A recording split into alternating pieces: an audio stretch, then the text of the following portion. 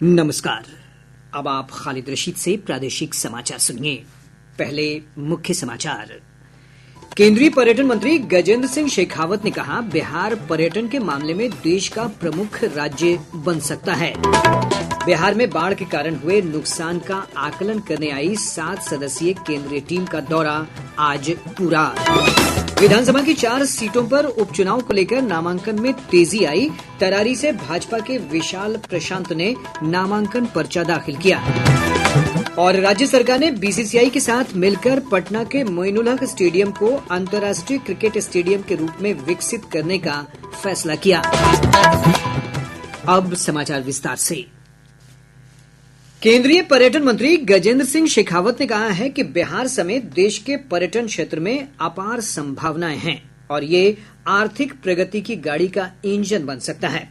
पटना के ज्ञान भवन में 2 दिवसीय ट्रैवल और टूरिज्म फेयर का मुख्यमंत्री नीतीश कुमार के साथ उद्घाटन करते हुए श्री शेखावत ने कहा कि पर्यटन क्षेत्र के विकास से रोजगार सीधे तौर पर जुड़ा हुआ है। केंद्रीय मंत्री ने कहा कि बिहार में विविधताएं हैं, इसे देखते हुए ये देश की पर्यटन की राजधानी बन सकता है।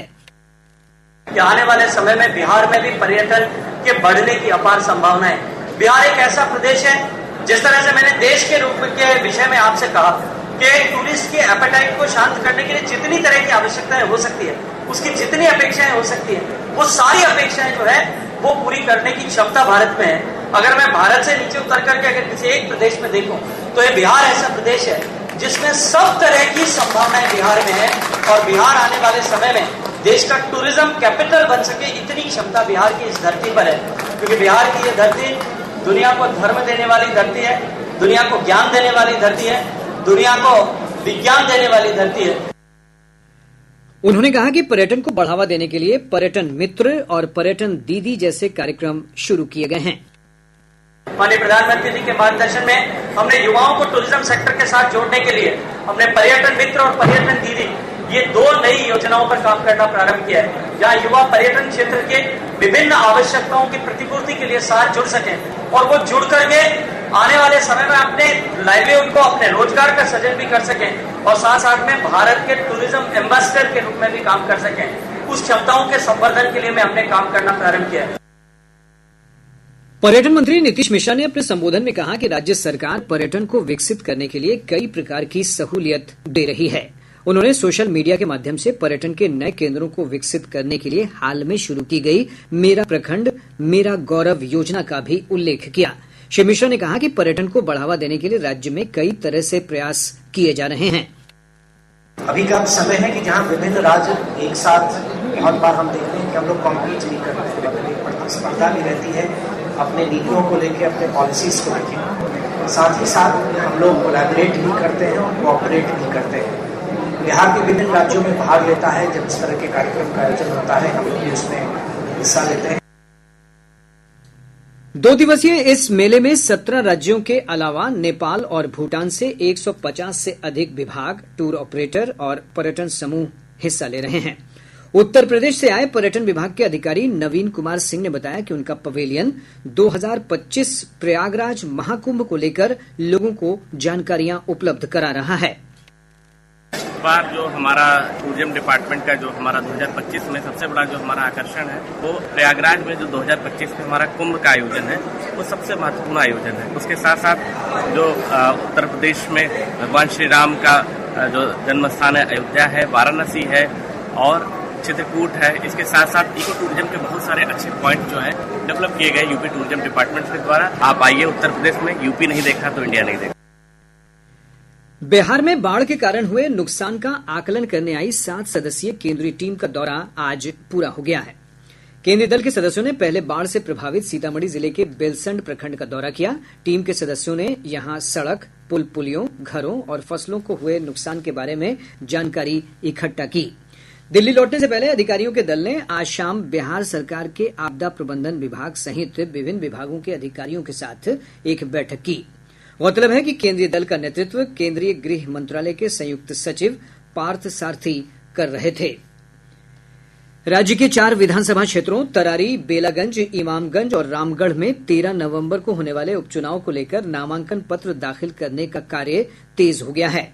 निर्वाचन विभाग से मिली जानकारी के अनुसार अब तक इन चारों सीटों पर 9 नामांकन पत्र दाखिल किए गए हैं। आज तरारी विधानसभा क्षेत्र से भाजपा प्रत्याशी विशाल प्रशांत उर्फ सुशील पांडे ने अपना नामांकन पत्र दाखिल किया। विशाल प्रशांत पूर्व विधायक सुनील पांडे के पुत्र हैं। हमारे कैमूर संवाददाता ने बताया है कि आज रामगढ़ विधानसभा क्षेत्र से बसपा उम्मीदवार सतीश कुमार सिंह यादव समेत 2 प्रत्याशियों ने अपना नामांकन पत्र दाखिल किया। इधर हमारे गया संवाददाता ने बताया है कि बेलागंज विधानसभा क्षेत्र से निर्दलीय प्रत्याशी तबरेज आलम ने नामांकन पत्र दाखिल किया। असदुद्दीन ओवैसी की पार्टी एआईएमआईएम ने राज्य में हो रहे उपचुनाव में 2 विधानसभा सीटों पर उम्मीदवार उतारने का फैसला किया है। एआईएमआईएम ने बेलागंज से मोहम्मद जामिन अली और इमामगंज से कंचन पासवान को प्रत्याशी बनाया है। जानकारी के अनुसार तरारी विधानसभा क्षेत्र से भी पार्टी उम्मीदवार उतार सकती है। एआईएमआईएम के चुनाव मैदान में आ जाने से इन सीटों पर मुकाबला रोचक हो गया है। लोक जनशक्ति पार्टी रामविलास के प्रमुख और केंद्रीय मंत्री चिराग पासवान ने कहा है कि उनकी पार्टी 28 नवंबर को पटना के गांधी मैदान में चुनावी शंखनाद करेगी। श्री पासवान ने पटना में पार्टी की प्रदेश कार्यकारिणी की बैठक के बाद पत्रकारों से बातचीत करते हुए यह घोषणा की। आगामी 28 नवंबर को पार्टी के स्थापना दिवस के दिन पार्टी पटना के गांधी मैदान में एक बड़ी रैली का आयोजन करने जा रही है। एक लंबा समय हुआ जब हमारे नेता आदरणीय रामविलास पासवान जी थे, उस वक्त पार्टी ने आखिरी बार गांधी मैदान में बड़ी रैली का आयोजन किया था। उसके बाद इस बार हम लोग ये आयोजन करने जा रहे हैं।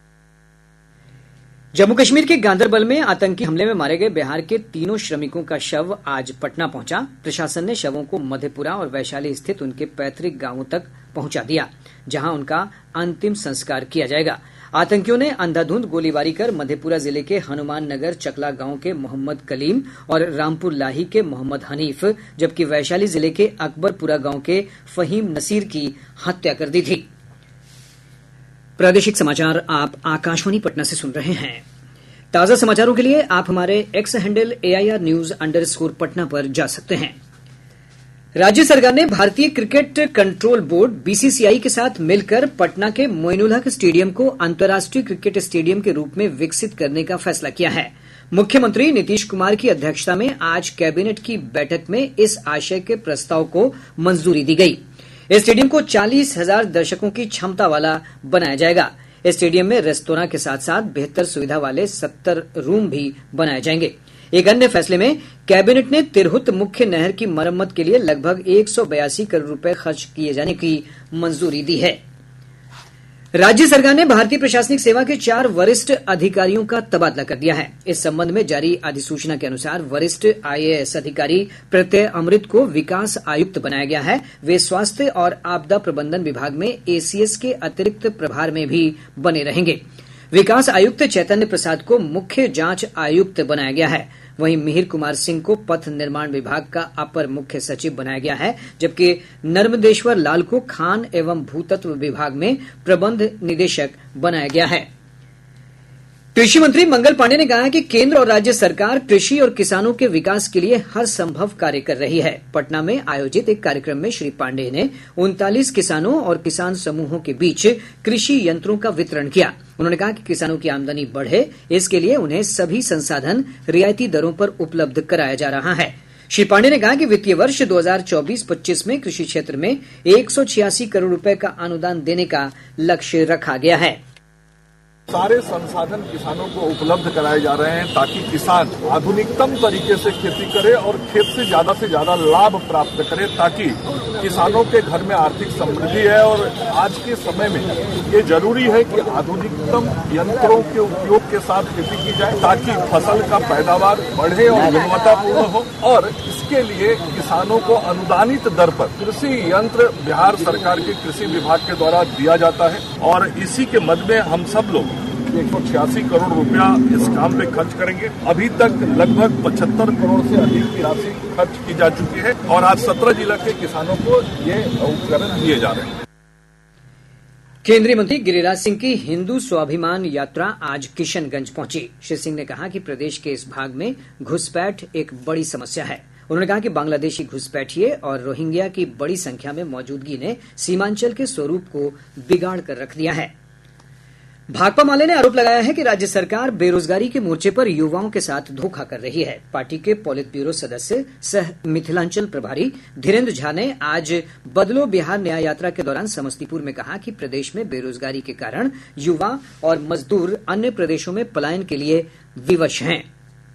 रैयाम, लोआम, सकरी तीनों लोहा चीनी मिल बंद है।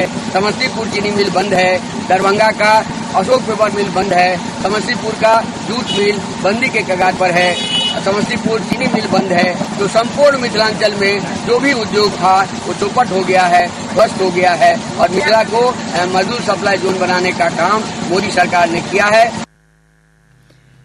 चक्रवाती तूफान दाना के ओडिशा और पश्चिम बंगाल के तटीय इलाकों से टकराने की आशंका के मद्देनजर रेलवे ने 12 ट्रेनों का परिचालन रद्द कर दिया है। पूर्व मध्य रेल ने एक विज्ञप्ति जारी कर सूचित किया है कि यात्रियों की सुरक्षा और रेलवे की संपत्ति की संरक्षा के लिए Patna Puri special, Puri Jaynagar express, Bengaluru Muzaffarpur express समेत 12 रेलगाड़ियां कल से 25 अक्टूबर तक रद्द रहेंगी। मौसम विभाग ने कहा है कि चक्रवाती तूफान दाना के प्रभाव से अगले 2 दिनों के दौरान राज्य के पूर्वी हिस्सों में बारिश हो सकती है। मौसम विज्ञान केंद्र पटना के वैज्ञानिक ने बताया कि राज्य के शेष हिस्सों में मौसम शुष्क रहेगा।